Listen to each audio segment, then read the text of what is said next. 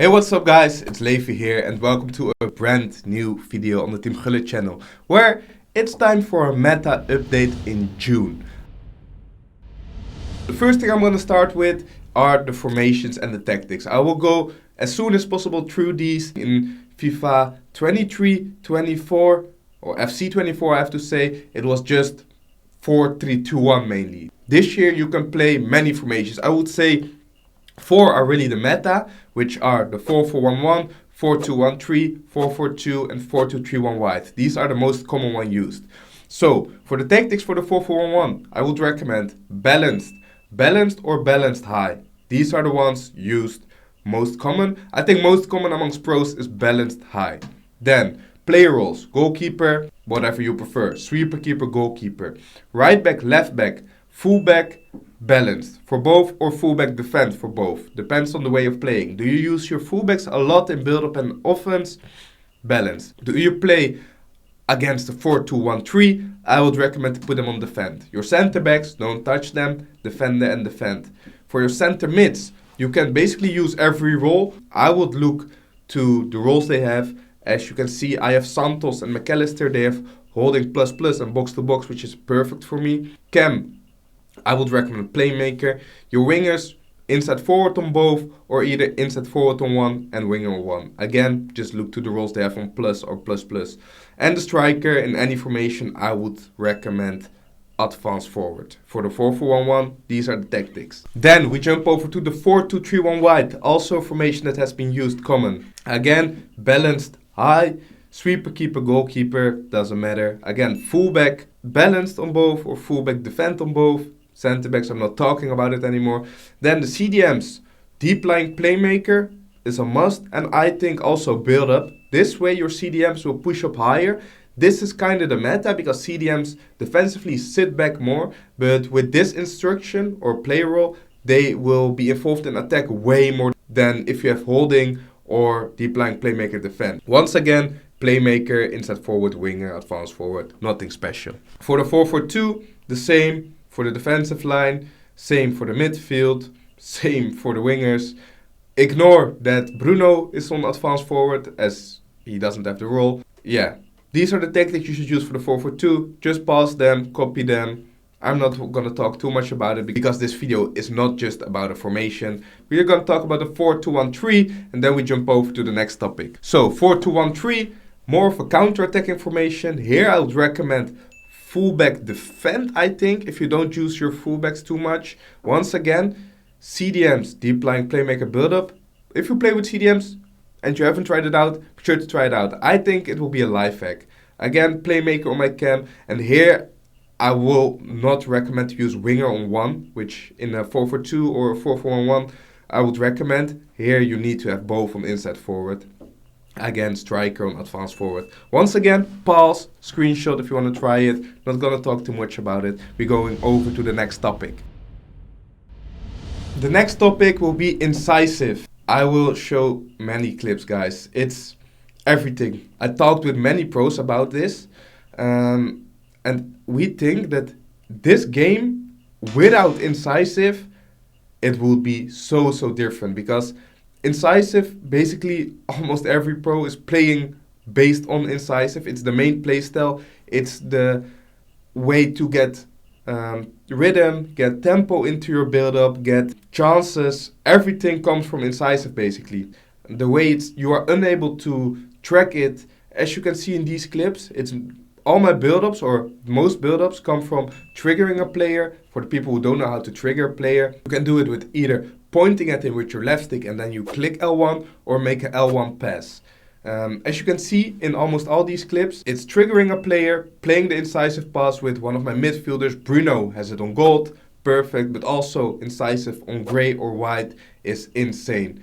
I just played the Champions League. All my midfielders had incisive, my striker even had incisive, my left mid had incisive. For me, it's the main playstyle. You can play them on first time to your striker from your cam in a 4-4-1-1. You can play them from your left striker to your right striker in a 4-4-2. You just need to know how to use incisive and make sure you get players in your squad with incisive. Next topic, team of the season players,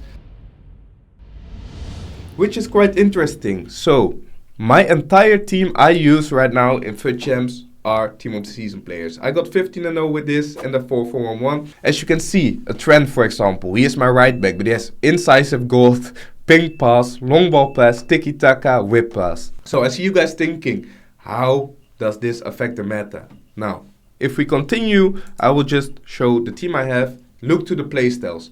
Even my center backs do have ping pass on wide. You think, yeah, why is this necessary? It is not necessary, but you need to think of one thing. All my 4 defenders have ping pass on wide. That's just because they're Team of the Season players.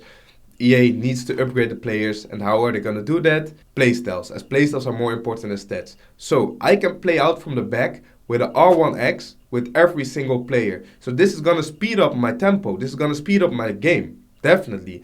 And that definitely changed the meta, because players are going to be quicker, players are going to be more precise, players are going to be able to play the craziest passes, players are going to be able to shoot the craziest shots. And you need to be aware of this, because at the start of the game when we play with Dembele, he will not score from 30 yards out. Trent Alexander-Arnold, for example, who even is my right back, has the craziest stats, has the craziest playstyles, he can make the craziest passes. So the entire tempo, the entire speed of the game is going to change. This is something you need to be aware of for sure.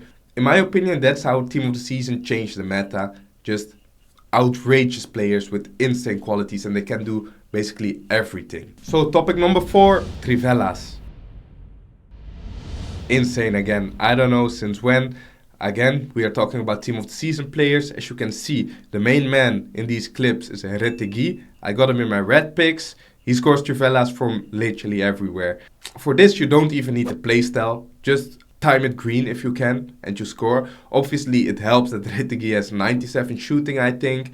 But as you can see, he scores them from everywhere. And I think in previous years, Trivela was more popular, or maybe even early in this game. But it's also still really unexpected. And as you can see, they fly in every single time. Although, one thing I must say, once the goalkeeper of your opponent has far reach, they still can go in. But a Buffon or a Yashin, they definitely save more of them. But if you time green, they even don't save them at times. As you can see, even Lewis Kelly, who doesn't have great shooting at all, the right angle, right timing, crazy dangerous shots. Just hold L2 once you're clicking the circle button. That's it, not difficult at all. You can do it from every single angle. Only thing you need to know, you can't do it with a weak foot. So if a player is right-footed, he can only shoot Trivela with his right foot and the other way around. So that's the only thing you need to keep in mind. For the rest, good luck with scoring from everywhere with Trivelas again, because it's insane. Then we're moving over to the bicycle kick, corner kick. It looks insane, and it actually is the easiest corner kick to take, because it doesn't matter with who you're taking it, and it also doesn't matter who your target player is. So in my example, I use Morgan Rogers as the target player. That's just because I didn't do the assignments. Usually you want a player with area of plus there, so you can head it in, but Morgan Rogers was there and he is still winning it. All you want to do is you click L1 once, so you get the target player and can run with him. You aim the corner kick between 2.5, 3 bars of power. You try to get in front of the player that your opponent has at the first post. Usually it's tough for him to switch to him. Just run a little bit forward. Hold L2 whilst you're clicking the circle button. He performs an insane bicycle kick. It looks very difficult, beautiful. It actually isn't that hard. Make sure to go and practice this, because I think it's the most efficient way of taking and scoring corners right now. And it also looks beautiful. So maybe you can show your mom or dad, look what kind of goal I scored. They think it's crazy, but you actually know it's not that hard. It's the meta right now. Corner kicks are truly back as well. And the last topic of this video has again to do with a playstyle, which is the low driven. I have to be honest with this. When it came out, I told you it was really good, but I didn't know it was as good as it is. And that's mainly because you also don't need to time it. And it goes so quick. All you need to do is tap. Tap it as light as you can, the circle button. If you have a player with a playstyle like I have with Retegui, it flies in every single time. Even sometimes from outside the box you can perform it. It's just an insane method to finish. And the best thing about it is you don't need to think. It doesn't matter which, most of the time it doesn't matter which side of the goal, just aim it at the goal, tap it, celebrate. It's so good because you don't need to think. You don't need to think about the timing. You don't need to think about the power. Just tap it. That's it. Try it out. Make sure to get a player or make sure to get a striker, I have to say, with low driven. All the other positions, I won't say it is necessary, but if you can find yourself a striker with low driven, it's gonna help you a lot because, as you can see in these clips, it flies in every single time. The shot doesn't look great, but the goalkeeper just never saves it. This was the meta monthly update for June. We're probably back for July. I don't think the game will change that much anymore, but I'm just here to remind you, if it's gonna be the same topics, it will be the same topics. That being said, thank you for watching to this video. Make sure to put your thumbs up on this video. Leave a comment down below if you would like to. Subscribe on our channel. I see you guys next time. Ciao.